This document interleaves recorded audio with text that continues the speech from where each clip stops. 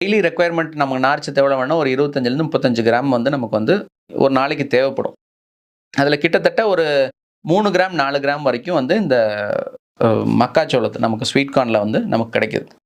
So இது ஒரு முக்கியமான பாயிண்ட். 2வது வந்து மத்த நுண்ணுயிர் சத்துக்கள், ஃபைபர் கூட நமக்கு வந்து வைட்டமின் சி இந்த மாரி நல்ல நுண்ணூட்ட சத்துக்களும் வந்து நமக்கு வந்து அதில இருக்கு. ஸோ பொதுவா பார்க்கும்போது ஸ்வீட் கார்ன் அப்படிங்கிறது மாவு சத்து அதிகம் உள்ள உணவு. ஆனா சர்க்கரை உள்ளவர்கள் சாப்பிடலாம். இதுதான் வந்து நமக்கு ஒரு இனிப்பான செய்தி. என்ன எப்படி சாப்பிடலாங்கிறது, அளவு அப்படிங்கிறது ரொம்ப முக்கியமானது. நம்ம எந்த உணவு எடுத்தாலும், அதில போர்ஷன் கண்ட்ரோல் எவ்வளோ சாப்பிடுறோம் அப்படிங்கிறது முக்கியம்.